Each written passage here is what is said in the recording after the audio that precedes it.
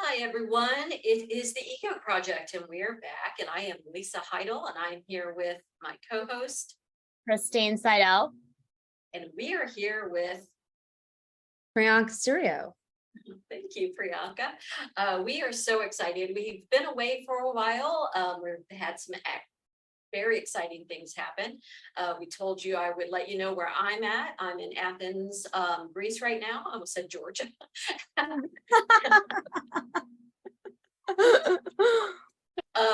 Athens, Greece right now, and getting ready to hop over to London. And I'm just having a fabulous start to my summer.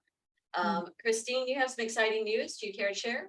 Sure. Yeah, I am 3 weeks away from marrying the love of my life, and we're about to be embarking on a whole new journey and traveling for a few weeks. And so, yeah, this is definitely a recording where there's a lot of travel, a lot of change, and so we have the perfect guest to be joining us for that. So. Oh, that's a perfect segue into Priyanka Surio. Okay, Priyanka, I'm going to read your bio. I'm going to let you add anything after I finish, and then we're going to jump into the questions. Priyanka Surio has been living a nomadic lifestyle for over 2 years across North America, Europe, the Caribbean, and Africa, all while maintaining full-time remote work. She has logged over 60 countries in her travels, much of which is documented in her nonfiction book, Third Culture Kids of the World, which we will be discussing today. Her book explores sustainable travel and the role activism plays in promoting a better world for all. Priyanka is deeply passionate about holistic health and wellness. She practices yoga and mindfulness and works in the private and public sectors of healthcare. She is Senior Program Manager at Redesign Health, a venture capital studio that supports startups at the heart of healthcare innovation, and is an adjunct professor at George Washington University, where she teaches health IT, informatics, and decision making. That is quite Impressive. the bio. Right. Yes. Yeah. Thank you, ladies. No, that pretty much covers it. And the one thing I would just add is it's a lot to balance all those different sides of myself. And every time that I embark on the digital nomadic journey in a new place or country, I learn a new side of myself. And so I would say at the heart of all of these pieces is very much a creative entrepreneurial spirit. I love that. Yeah. I love that you have all of these different facets of yourself that you are integrating as you learn about yourself. I think, as we, move into adulthood, when we're children, we're kind of told who we are, typically from our families of origin. You're good at the logical and analytical and so I think that's a really a cool testimony to the work you do as you're developing your own business as well. Absolutely. Well, I have to ask, I'm a traveler as well. I'm a digital nomad. I've had extended stay in one location due to the pandemic, but now that things are opening up, I'm back on the road and I'm out exploring. But you have just blown the doors off. I mean, truly, I'm like 60. I'm like, I can do 60. Okay. So I'm curious, like, what inspired this? And then, tell us a little bit about what you've found out about yourself as you've been going to so many different locations. No, absolutely. So first, I like to just kind of level set on what a digital nomad is. And so it's someone who usually leverages technology or some kind of telecommunications device to stay connected to people and to work remotely or to find means of bringing in income while being location independent, which means that they can work and live from anywhere. And so what inspired this really was, I have to kind of go back to the origin of even how I developed the book, Third Culture Kids of the World. And so I had traveled up to that point, leading up to COVID, which is the year that I spent the time writing and publishing, traveling to countries. And I had amassed 40 countries by that point. And a lot of that was very much exploratory. I didn't necessarily have a whole lot of intention or purpose other than just exploration. And one thing that continued to come up, the more countries that I visited, was wanting to do something with all that knowledge I had gained. And I think during 2020, when really the world kind of stopped moving, I decided to dive deeper internally and see what had changed about me, reflect on all the experiences I had had and how that I had grown as a person over that time. And so it was a very beautiful way to not only give back what I had learned to other people, wanting to understand that, but also for myself, really being able to practice reflection and gratitude for those experiences. And in that, I found that if I ever do have the opportunity to travel again, I'd like to be a bit more nomadic, right? Don't just have one home base, but now I'm exploring other places that have felt like home or other places that I've wanted to test out to see if that can also feel like home. And this was a dream of mine since even before traveling to try this out, but I had never really developed the courage for it or even had the means to do it because of work situations or stipulations being such that you have to go in an office or in an office at least some of the time of the week. And so when we were able to go remote and I got a taste of that, I then began to set preferences for my work environment to be fully remote to allow for this to happen. And I would say a year after the pandemic, when things were starting to get slightly better, I felt a little bit more comfortable to actually start piecing that together and to take the full leap to end my lease in Washington, D.C., which is where I had lived for quite some time, and to actually go nomadic. And that's when I started in the US first, again, being mindful of still the travel restrictions and the logistics that would be challenging in that lifestyle, and to really, get a sense for what would come up for me, not really knowing all the details behind living this lifestyle, but having an idea, drawing on the strengths of being a traveler to help me with this new challenge or chapter in my life. And I think since then, and we can go deeper into so many topics, but since then, I will say so many different sides of myself have emerged. Like I have seen different things come up in different cities that really kind of remind me of who I am. So for example, when I was in New Orleans and I was spending some time there early on in my nomadic journey, just the Southern hospitality culture reminded me of where I grew up in Florida and how people are really generous and very like open, and there's not a lot of personal space. You're very like open to sharing and being close to one another and having that kind of mindset. And then as I continued to move onwards and I was in Arizona, I learned a lot more around like the friendliness and the creativity and the spirituality of the people there. And that had me tapping more into my mindfulness and spirituality practices as well. And so these are just some examples of how different things would come up for me during the journey. And one thing I started doing almost immediately was just journaling all the time on what was coming up, themes, just different experiences, and then kind of going back over time, like almost every quarter, if I can, which is a more logical approach. Again, I kind of use both sides of the brain, but going back every quarter to see, okay, what has come up for me? What has changed?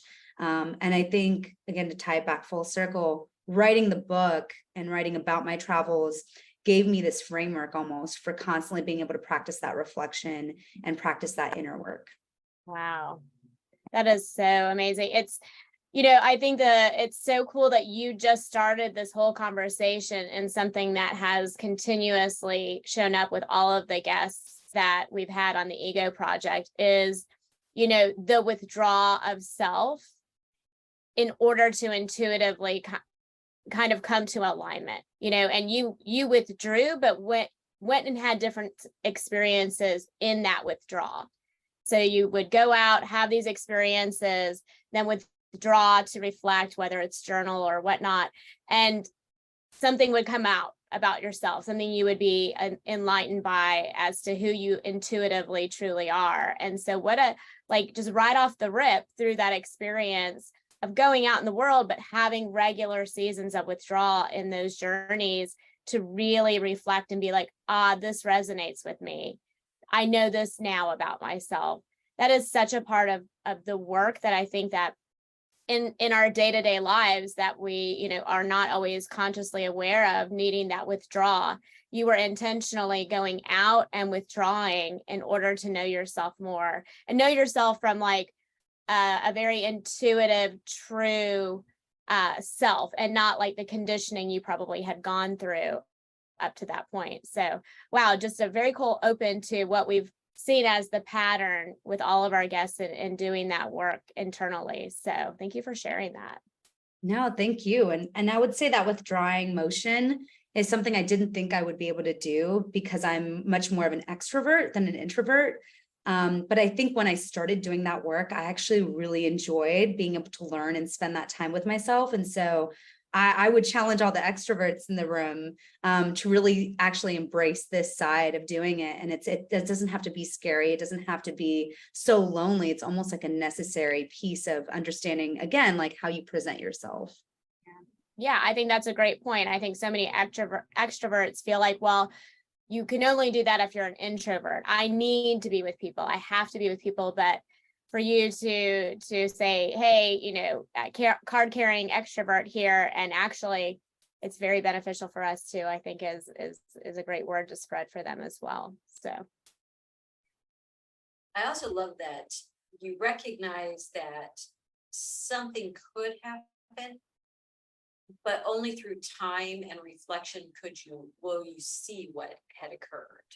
I think so often people want to have a big trip or an unorthodox life, and in the midst of it, they're looking for the nuggets. They're digging in the middle of it, like, and it's pulling them out of the moment because they're looking for, you know, changes in themselves or wisdom or, you know, something that's going to alter who they are. It's like, you know, we have to be in the journey, you know, feel it, be in the moment, and then only through time will we be able to understand how it's formed us. And I think that's so good with the journaling because, and I have to be honest, sometimes I forget to do it, to journal. And then I was like, where was I? What was I thinking? And so thank you for that reminder. I'm going to get back on my journaling. Thank you. No, absolutely. And I journal in a lot of different ways. And this is something that is also pretty consistent with how I wrote the book and how I will continue to write. I document in a lot of various facets, or I use a lot of different mechanisms. So I'll take photos, I'll do videos, I'll do voice recordings. I will also write. Also, when I'm reading books, I might underline or highlight things that really resonate with me. And sometimes I'll even put a little note and a date. So this, it's kind of all over the place. But when I go back to those things, when I'm doing that period of reflection, which again is so necessary, I think, to carve out the time for that, then I can see like what came up for me or what kind of mental state was I in, or like I can be drawn back into what that moment was like when I'm watching a video or looking at pictures. And so I actually recommend journaling in so many different ways, not just necessarily writing, but also digital journalism. Yeah, which is great for those of us that are not writers. You know, we are intimidated by journaling in that traditional sense, but I think you're right. There are so many different modalities of being able to document in that moment something that's resonating with us. So I appreciate that reminder for myself, because I'll oftentimes avoid it because I'm like, well, I'm not going to have this, you know, very you know, amazing documentation in my writing. So, you know, it feels very rudimentary to me. So to be reminded that I could take pictures or do voice memos, I think that's another way to tap into those of us that are a little intimidated to withdraw in that way. I see a lot of people will buy a journal and it's so beautiful, and they'll go and they spend more time going to the store to pick it out, and then, you know, they're fearful to even start. And I just learned I'm sloppy with it. I bullet point, I, you know, doodle, and, you know, if anyone ever saw it, I'm sure that they would be like, ooh, what was going on here with this one? But that's okay because I know what's going on with this one, right? So that type of thing. So, oh, that's so good. Well, we're going to talk a little bit about some of the ego work that you've done. I know for me, being on the road, being, you know, immersed in a new culture, trying to learn the language. I mean, the ego work that I'm doing is constant. You know, I've been pretty much navigating Athens with Yasis, which is hello and goodbye. Okay. That's about it. But, you know, I'm doing my best, and, you know, but it really humbles you. So I'm curious about the ego work you've done, Priyanka, as you've been on the road. Absolutely. And so I think there's a lot of different things and practices that I've had to kind of rely on to get me through being on the road. And so I'll kind of like walk through each of those and give an example of them. And so the first one I will say is I call it a thought walk. And this is something that I kind of created where it's mindfulness, but I also paired it with Maslow's hierarchy. Maslow's hierarchy being kind of like how you get to self-actualization, but from a place of like, what are my basic human needs? And then you continue to go up from there, love and belonging and community, physical safety, and then self-actualization. And so I'll often do that at some point in my journey to kind of ask myself, like, do I have the things I need? And that also means giving myself enough time to do that. So when I first arrive, I didn't used to be a traveler in this way where I would always have like an itinerary. Now I like to have that space of like, let me make sure I've got all the things I've needed for this trip to be, a good trip for me. Let me kind of give myself time to explore what's around me, and to soak in what's going on, and to ask myself these questions around whether I have my basic needs for food, water, shelter, around whether I can feel safe or have avenues to access something if I don't feel safe, or to alert people of where I'm at. And then like, okay, where are community gatherings happening? What's important to people here in this culture? How can I begin to tap into that in an authentic and respectful way? And so the thought walk. And also along with that, it gives me a chance to like literally take a walk. So it gives me a chance to kind of see what's around me and begin to develop that resilience for navigating and getting around a place. And so it's kind of serves two purposes. The next one I call nonviolent communication, and it's actually a practice that you kind of take where you begin to kind of understand more around body language. You pick up on like some other cues, and you do try to kind of take more of a posture of listening and observing versus judging. So you don't go in with expectations. You don't go in with your own perspective. You go in like you're a learner, like you don't know anything, and like you're there to really kind of take in what someone is going to share with you, and to not have like, this is wrong or this is a right way. And along with that, I try to learn a couple of phrases. And so to the extent that I can use other languages to communicate, I try, and I'll use a couple of different tools like Google Translate or Duolingo, or even just kind of like talking with my driver who's driving me from the airport to my hotel or Airbnb or place of accommodation, just to get a sense of like, what's hello, what's thank you, what's you're welcome, what's good morning, good afternoon. And so these things kind of help me break ground. And I think when people can see that you're trying and that you're willing to kind of learn a couple of these languages, particularly mother tongues, then it goes a long way. And so, for example, I'm in Senegal, and predominantly the main language is French, but their mother tongue is Wolof. And so, sure, I could, use some of my very broken French to communicate, but I really took that extra initiative to learn some phrases in Wolof.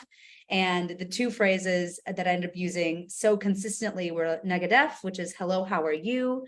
And Jerjef, which means thank you so much. And I would just continue to kind of use those, even sometimes when I wouldn't know words. I would often open up that way and end that way. And it always brought like a smile to people's faces. Or they'd be like, oh, some Wolof. And when I would also use that or capture those moments on video and share them with different people who are following my journey, I would have certain people say, oh, I know Wolof, or I'm from this region, or how do you know that? And it would begin to open this conversation up beyond myself as to, again, the cultural practice of this place. And the last thing I would say in terms of what's come up for me and how I navigate on the road is really practicing gratitude and making sure that when I am on the road and I am in these places, I'm not just escaping certain things or just avoiding them by being immersed into that environment. I'm actually being grateful for being here. I'm being grateful for the things that I also don't have that I'm now having to practice some kind of like resilience for. And so again, sometimes in some of the countries that I visit throughout Africa, I have to be really mindful that I cannot consume the water the same way the locals can. And so that brings to mind for me being grateful for the fact that living in America, I don't even have to think about that. And so there's gratitude in both ways, both gratitude for being in the place and being within the community and understanding how they navigate, and then gratitude for back home or wherever is home base or where I'm from, and understand like, okay, this is why I'm grateful for where I'm from and how I can practice that gratitude there as well. And so that's something that I often weave into my practices. Wow, that is so awesome. It's so funny that you brought up Maslow's hierarchy of needs, because just as we started this conversation, question popped up in my mind, and on my notebook right here, I wrote Maslow's hierarchy. So, Alignment. yeah, I love that. So I do have a question about that, because, we do know like some of the fundamental needs that we have is a sense of belonging, is a sense of connection. And so, do you grapple with that, as you travel into cultures that, you may feel like you do belong in and it's easier to connect, versus cultures that you may be struggling with, or, how do you grapple with that with your sense of home, or the people that you consider, your family, back home, so to speak, because as a nomad, I'm curious, how do you have times where you feel very isolated, where you feel like that need isn't being met, and how do you work through that? No, absolutely. I will say that being on the go and moving around, to the extent that I was when I first started out on the journey, loneliness and that missing out on certain like family and friends, whether it's like celebrations or moments, definitely cropped up a lot. And I think I could have decided to stay in that mindset of like, I'm missing out, I'm feeling lonely. But an interesting thing that happened for me, like even being an extrovert, it's still very scary to go in a place where you don't know anyone and to try to like make a friend, and then to know whether this is going to be a reliable and trustworthy connection. But what it did is it kind of forced me to increase those chances, like to go out everywhere, to make at least like a friend or some kind of connection, or to learn something. And I would also do research on the places as well, and to see if I could connect with some kind of group, community or group or something. Right. And so it just kind of forced me to do that more and more, and allowed me to get out of my comfort zone in that way, and to be comfortable with getting out of my comfort zone in that way, to where I found more and more opportunities to develop a friend or two in these places. And oftentimes that would also mean I would pick certain accommodations to increase that likelihood. So I would either live in like hostels for a little bit, especially when I was first starting out the journey, or co-living spaces, or I would go to co-working spaces as well. Again, just to increase that. Or I would do like meetup groups or local tours or something. And so I would find that would like increase the likelihood that I would meet more people, and I would just kind of ask questions, be very open to listening. And that would teach me a lot more than just kind of like walking around and trying to figure it out alone. And so it's that reliance on other people, and understanding how important that is, and how crucial it is that all these people, it's kind of like that concept called Sonder, where every person has like a unique story and challenges that they're facing on their own, like outside of our own awareness. And so thinking about that with each person, each person is a book, they have their own story. Right. And so I kind of adopted that mindset. And an interesting thing happened where I would sometimes then run across some of these people who were also nomadic. Just naturally, I would like meet people who were also nomadic, or somehow I would begin to develop really strong connections to where I could come back to these places, meet up with these people, sometimes even be hosted by these people or their families, or travel with them. And so slowly began this journey of developing these connections, which has been happening in ongoing work over the past 2 years, to where I had now a sense of community or sense of base whenever I'm visiting some of these places. And slowly I've refined this nomadic journey to be more of like a nomadic route, where I kind of go to places repeatedly along the journey, because I know that I'll have like a sense of home community there, and I'll have a group of friends waiting for me there. And it's beyond family now. So it's kind of grown naturally and organically in that way. And Lisa, I think that's similar to something that you experienced too in your traveling. Sorry. Isn't that similar to something that you've experienced too in your traveling, of curating kind of these relationships and a sense of connection with others that you can come back to as part of this lifestyle? Definitely. And I'm so grateful for these relationships that, I would never have had if I hadn't ventured outside my comfort zone. People that, I met along the way, and that have become like family. As, Priyanka said, it becomes your travel family, really. And and it does take the edge off the loneliness, doesn't it? To Yes. know that you can return somewhere if you need to, or if you want to, that, you're not just untethered out here floating around, that you have some ground points around you to bring you back, to anchor you back in. So I love that you said that. And I think so often people look at the social media journey, right? And the social media journey is just snapshots of Yeah. moments. Yeah. And in reality, we're living our everyday life and we're working full time. There's some days that I don't leave the computer, because I'm working. I'm not out having, experiences and meeting people, but because, we are digital nomads, we're working, right? Yep. And I think people sometimes kind of get this skewed idea of what is happening, that it's like an extended vacation, Mhm. that idea. And it's really not. I mean, it's a lifestyle. You Right. are living your life and it's a lifestyle. Do you find that as well, Priyanka? I really appreciate you saying that because absolutely, there have been so many times where people will say you're living the dream.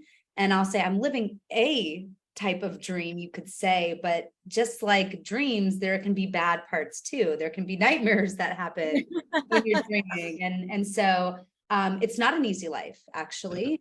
That's one thing that I would definitely make sure people kind of understand is it's not very easy. Your health is going to take a toll. And there are times where I have to slow down because I just cannot keep up physically anymore with kind of moving or being about. And sometimes that means I have to kind of figure out, okay, where am I going to hunker down to rest and recuperate and recover? And this is a conversation I've actually been having more frequently with a lot of my very avid traveling friends and other nomadic friends, is that like they've been having health issues too. And so some of that is also creating an accountability circle to where you can share and be vulnerable in that space and say like, hey, like how's your health? Like, how are you doing? Are you doing what you need to do to take care of that? And even reminding myself through those conversations that I need to do that as well.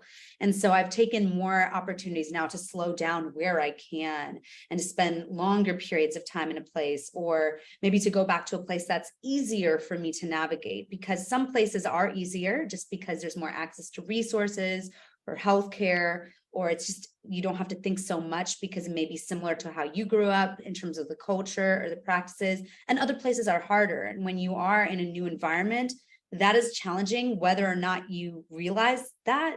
And I think when we're traveling, we don't often realize that because the time that you're traveling or vacationing is so short that you don't have enough time to really fully understand that your body and your mind is going through all these challenges. And it's over before you start. But when you're on the road and you're living in that place, over time, it can take a toll because you are having to adapt and you are having to kind of break new grounds. And it's almost like learning a new subject, taking on a new job. Like these are challenging things. And so I'm glad that you brought that up because it is a lot more challenging, I think, than people give credit for it. At the same time, it can be incredibly rewarding to what we just talked about. You build a global family and a community of sorts. I think you learn so much about yourself and different aspects of who you are. And they even build on themselves in terms of like, maybe I can do this business for myself, or maybe I can pursue this passion or this opportunity. And just things happen to you that never would have happened if you had just stayed where you were. And so I don't regret any of the decisions or places that I've been, though I am very aware how they've taken tolls on me as well. Yeah. I'm so glad that you said that. I think people don't realize, well, like you said, it's physical demands on your body, but it's also the mental. I mean, when you're in your home country, you don't think about going to the grocery store. You just go to the grocery store, I'm working in the second language and I go to the grocery store. I have to schedule time out. And, I'm eating a lot of carrot-based foods because I recognize the word prato. When in doubt, order that. Yep. Exactly. You go with what you know. Exactly. If you start out very small, you're actually And it's, you're not getting all your comforts. exactly. So it's a strain on your mental health as well and your emotional health. And, but once again, those moments of connection and those moments of awe and the confidence building that it gives you, the payoff it's priceless. I truly believe that. Yeah. So thank you for, sharing that, because, when we're not talking about it with others, we don't recognize that it's universal among people who are experiencing it. Yeah. I agree. And I think because as a nomad, everyone's journey that I've talked to is different. Like even how you move, where you move, what you're experiencing, there may be themes, but each person's journey is different. And so one thing that is really important is for us to not compare ourselves to people who are not living this lifestyle, definitely, but even with other people who are living this lifestyle, because each of us is experiencing something different, and we're all amassing like such valuable knowledge and know-how of how to navigate the world, which is a big, scary, beautiful, diverse place. And so I think there's just so much to that, of like understanding that you yourself are building up your own like repository of knowledge and experience that's valuable and stands on its own. And you cannot compare that to anything else. And you can't be kind of having those feelings of self-doubt, or like, am I doing good enough, or I'm falling behind here, because again, you've chosen this like very extraordinary life. Yeah. Well, that brings up a question I have for you. I think, specifically, being a woman living this lifestyle, I'm curious, our wounded ego is the conditioning that we kind of, grew up with, and we find ourselves, having a lot of conversations of, I should be doing this, or I could be doing that. So I'm curious, what kind of healing of that ego woundedness maybe, or the conditioning that you had leading up to this, have you had to kind of navigate through, as far as I should be this, or should be that, or I could, would, should, anytime those kind of voices start picking up, what have you noticed you've needed to kind of be aware of as you like maybe spoke to friends or family about, hey, I'm going off and I'm going to have this experience, what kind of things arose for you in that decision? Absolutely. I appreciate this question, because I will say that I've gotten a lot of mixed responses from family around this lifestyle choice, and even in terms of how I've decided to build up my career. When I was growing up, like my parents are immigrants, so they had a very kind of like work hard, pick really safe, risk-averse professions to pursue.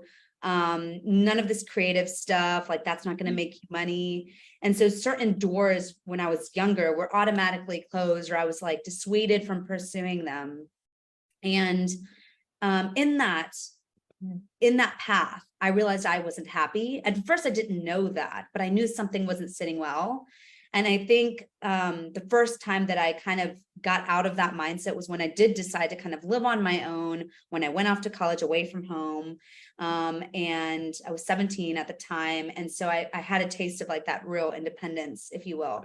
And I've always been an independent person, but I really got a true taste of that. And then since then have been living on my own. And I think that played a role into making me feel more confident in pursuing my own path. But it has definitely been met with resistance from my family in terms of, what are you doing? Is this safe for you? This seems like risky, but then it'll work out, and there'll be this like renewed confidence in what I'm doing, whether it's me moving out of state to Washington, D.C., which is the first place I went to after Florida. And there being questions around that. But then eventually when they saw that I'd made it, or I was able to sustain and live on my own and then go to grad school, they're like, okay, she's doing okay. But then there were questions about like, okay, what about relationships or marriage or kids? And I still get that. And so it's kind of like, I've had to learn to be very confident in myself and stand on that grounding of like, I'm doing what is best for me. And I may not get the full 100% backing of my family, or some of my friends will be like, do you know what you want? Like, it seems like you don't know what you want, or this or that. And I'm like, me going to these places is not me escaping or not knowing. It's actually me running towards myself, me understanding and growing towards and into myself.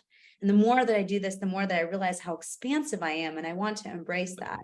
And I think some friends are not going to be here for that, or they'll be confused about it, and others will be here for it. And I think I've had to, again, learn to surround myself with people more frequently, at least, that are healthy for my mental health, that are healthy for my ego, as I do this really difficult kind of work of living this lifestyle, of exploring new avenues, of exploring myself and breaking these molds, because I'm breaking a lot of molds of like even jobs, of even lifestyle, of even what is expected of me from my family, of, you know, having kids and all these things. And I want to have those things, but in my own time. And so as I'm breaking that mold, it's helpful for me to be around people who are championing that, who are supporting that, and to remind myself that it's okay that I'm doing this versus surround myself with that negativity. And I think I'm just going to have to be okay with that taking time too. Like eventually I think family will come around, but it will take them time.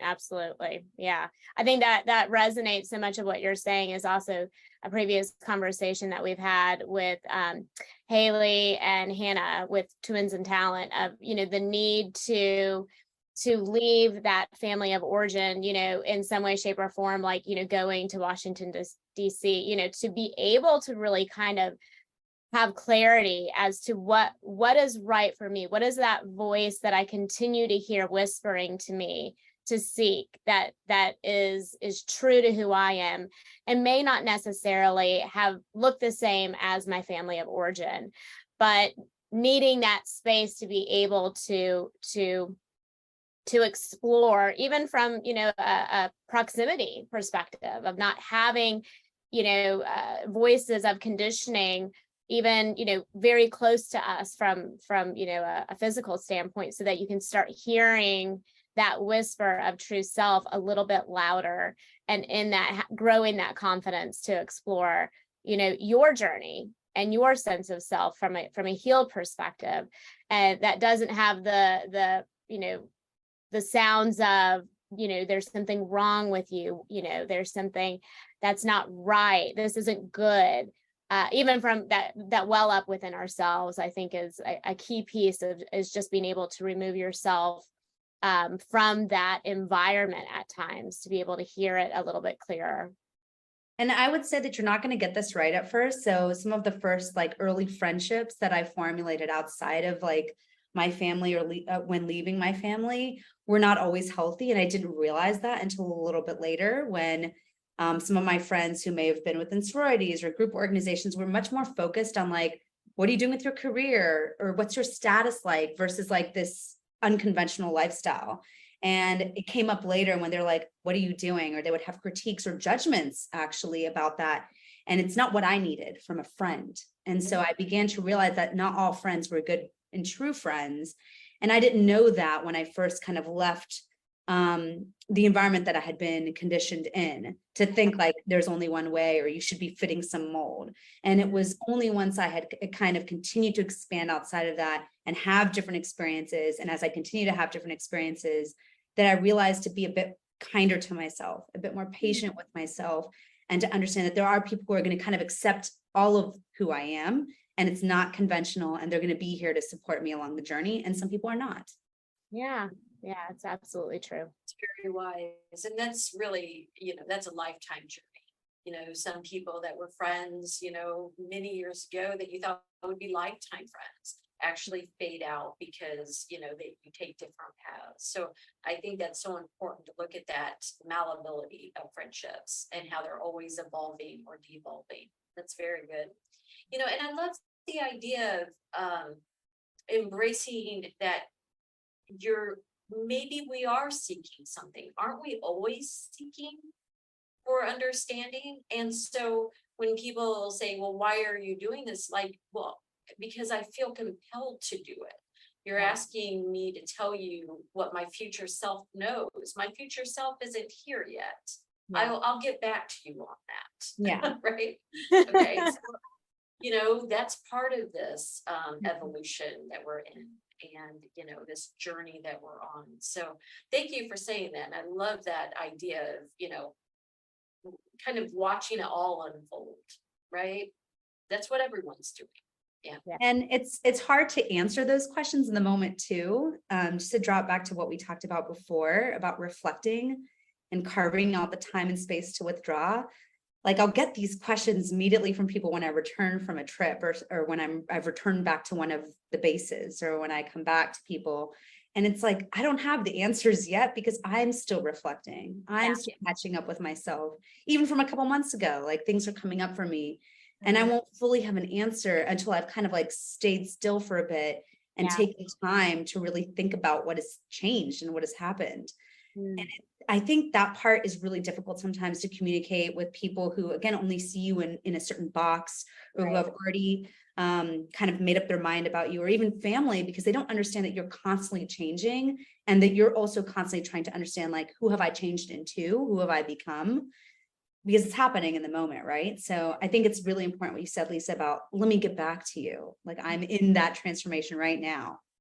Yeah, like you have permission to say that, right? Like giving yourself permission to be like, hey, I'm still through that, going in that process. And, in one of our previous conversations, Joy Malik was talking about how, that intuitive understanding is really in giving ourselves time to look at the patterns of what we've experienced, and then kind of withdrawing and seeing what makes sense about that pattern, to then know what is it that this means for me. And that does take time. And I think, like you said, a lot of times, people who have been part of our lives, from an early age, want to know, what meaning does this have right now? But to give ourselves permission to say, I'm still sitting with that for a little while. I'm still trying to figure out what that actually means is okay. That just means we're still part of that intuitive process that will come, but that's for us to know when that is. And then we also have permission to share that when we're ready. I agree. And like, there's no rush. I think sometimes, and even like the conditioning that young people have is like, you have to get all these milestones. You have to check the boxes on all these things, high school, then college, if not that, then job, then, finding the right partner, marriage, kids, house, like there's all these check boxes. And I think when you break away from that and you realize, like, does this actually make me happy? It doesn't. Then that's where the exploration occurs. And I think I had started on that path of like checking the boxes. And one day I kind of woke up after reaching like what I thought was the dream job, having gone to grad school and being in a relationship, and then realizing that relationship wasn't working. It kind of was like the kind of tipping point to like, I did the things and I'm not happy. And so I need to stop that trajectory of what is the successful American dream life and define what is my own dream. And that's kind of what I'm doing. And it's more about this journey that I'm on. And so, yeah, I just kind of wanted to note that too. Yeah. Good for you. Good for you for, like you said, having the courage to step out of what you are supposed to do at this age and in this time, and kind of saying, no, I'm going to stop this ride right now and take a pause and see if there's another way. So I think that's awesome. Good for you. Well, can we go ahead and touch upon the Global Citizen Pledge that's included in your book? I'm curious about that. And I think it ties in with everything that we've been talking about. So I'm going to let you kind of explain what it is, and then Christine and I are going to share our thoughts on it. So can you tell the people what Global Citizen Pledge is? Yes. So I have my book in front of me, and I'll kind of summarize it the best way I can, or if I have the time to actually read it, I'd be happy to. Absolutely. Love it. Okay. So I wrote this 2 years ago, 2 or 3 years ago. And what's interesting is now that I'm been living this nomadic lifestyle, so much of this resonates and are things that I've actually put into practice. So it's not even just something I wrote about and reflected on. It's also something I practice pretty regularly as I navigate different countries and regions. But I'll just kind of read it to you. So, Global Citizen Pledge. First, I take a breath and then tune into my surroundings while in self-reflection. I pledge to be mindful. I recognize what motivates my journey to this place. My motivations do not harm the people or the planet. I pledge to always find out the truth, which may include the occasional or frequent checking of my privilege, bias, or blessings. I notice the people, the culture, the creatures, and the environment, and my role in this unfolding story at this moment in time. I pledge to be open-minded. I understand that if I wish to enrich my experience and make a lasting, authentic connection, I must love these people as they are without judgment and embrace their culture in the way it's meant to be, so long as I'm not harming myself or compromising my beliefs in the process. And if something comes across my path that conflicts with or challenges my beliefs, I'll remember my pledge to be open-minded. I know this journey will be a roller coaster of emotions and experiences on the best of days. I also know that I may not always know better and accept the unfortunate reality of not acting better as a result. I pledge to forgive myself and others for our ignorance. I pledge to overcome my fear of challenging myself to change for the better. In my personal growth, I pledge to be resilient. If I have doubts, I begin with love, first for myself, and then once I know this, love for others. I pledge to love and promote all cultures, for they are significant in our collective human history or humanstry. Parallel to this, I pledge to fight for those communities that still face an unequal world every day and to give back whenever and however I can. I take the time to slow down and explore sustainable travel mindsets. I know that my travels will become more sustainable and repeatable over time. My personal growth will manifest infinity. I am a global citizen, a mindful traveler, and a captain of my journey, and I will keep my inner compass pointed at the core of life on this planet, which is love. Love for all people, cultures, creatures, and environments. Okay, now I'm teared up. That's not your work. I do not I know. know, yes. Oh, Oh, what a that is beautiful, amazing. yeah, that's Thank awesome. you. Mhm. Oh, I did too. I honestly, I want to just sit here and cry. That is so beautiful. Thank you. Oh my God, thank you. Thank you for letting me share. I will say 3 things kind of manifested this, and then I'm happy to kind of dive in wherever you feel is helpful. But activism was the first kind of like inspiration behind the pledge. There was like the Black Children's Joy Pledge that I kind of drew from to build out some of these sections. And that was during the time of the civil rights movement in the 60s. And so I drew on that as inspiration. I also drew on like other inspirations around the leave no trace behind principles, which is around sustainability. I also drew in mindfulness practice in here, which is why there's a lot of like slow down, take a deep breath, observe what's around you. And then one of the things that kind of make up my branding just as a traveler and even with the book is this concept of universal love. And it really is kind of this unconditional love, not having judgments, really allowing people to be themselves. And so I kind of take that and weave that in throughout the pledge as well. Love that, yeah. And as a traveler, it is so much ego work comes up, right? Like, defensiveness or feeling like you don't belong or, that you're not doing it right, as you said. And, to return to that pledge of, I am in the moment, I am here, I approach it with no expectations, with humbleness, and allow the experience to teach me what I need to learn. And do it with love and acceptance. That is so beautiful, Priyanka. Yeah. I want that tattooed on my body somewhere.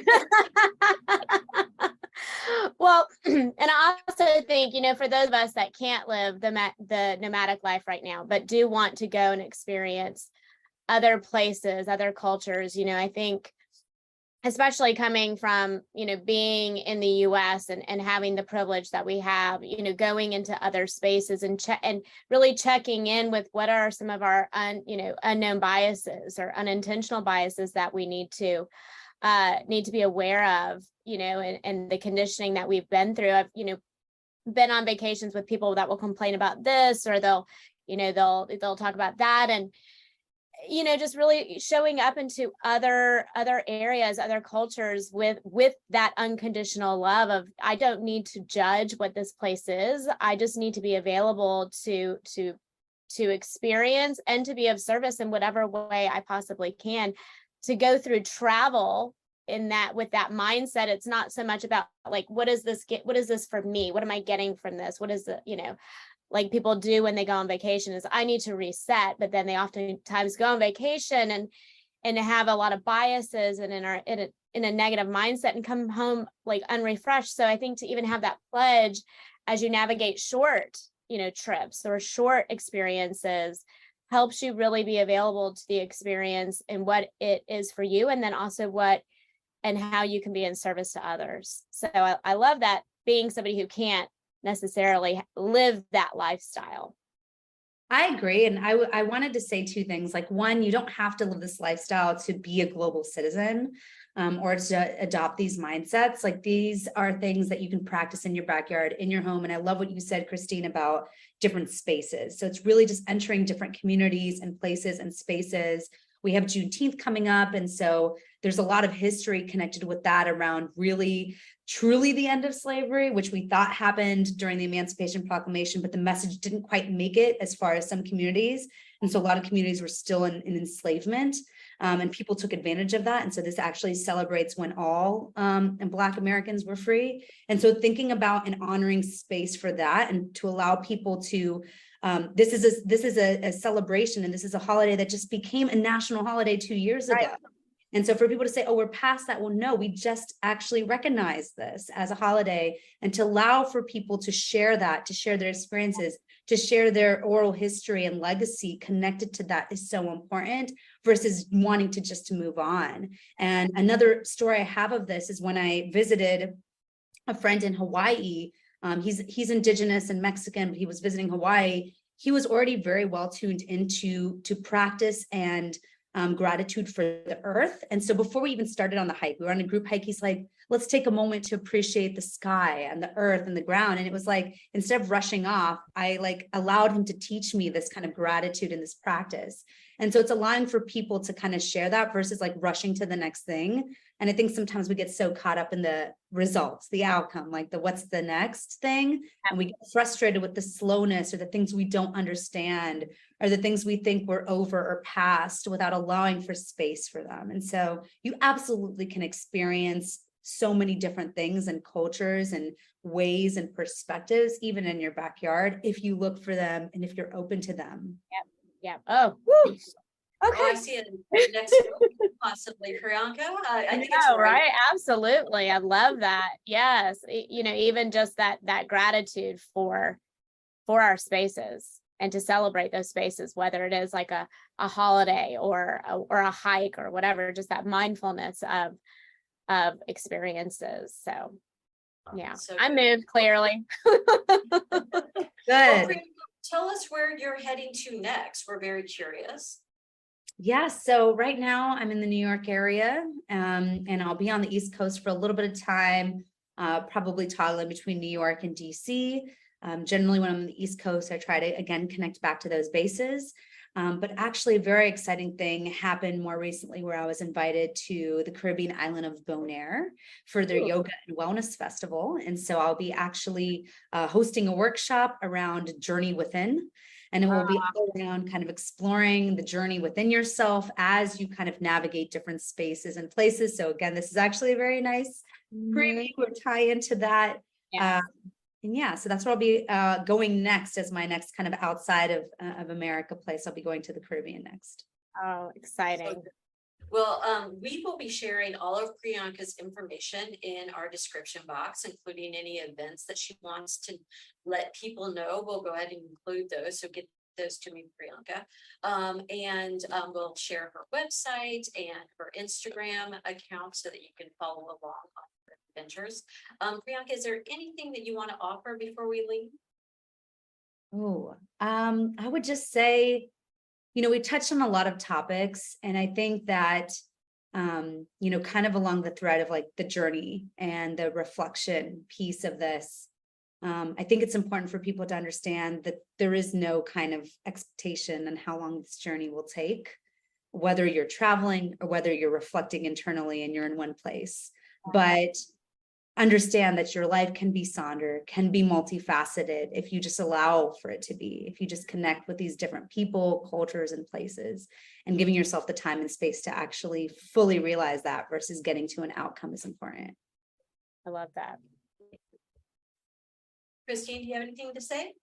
No, I so appreciate you sharing with us today. And I think that, like you just said, your experiences are, such a reflection of not only this external journey, but that internal journey that we are all kind of called to. And I think that, for those of us that are hearing that whisper and responding to that whisper, whether it's through a nomadic life or through just an internal journey of healing and understanding and of resonance. I think that you are kind of the epitome of that in all that you're doing right now. And so, tell us is your book, do you have a website for your book? Is it on booksellers websites? Where can we find your book, and how can we find more out about that? Yes. So Third Culture Kids of the World, which is my first book, is around sustainable travel, can be found on Amazon, Barnes and Noble, Apple Books, and in several bookstores across the US, as well as Africa and Europe. So again, you can kind of reach out to me through PS Travel Stories, which is my handle on Instagram and Twitter. My website I will be sharing with everyone as well, and you can kind of follow along on my adventures, but it is on major booksellers, marketplaces, etc. And I continue to kind of go around each place I go to and leave a copy behind. So it's ended up in Congratulations on that. That's amazing. Wonderful.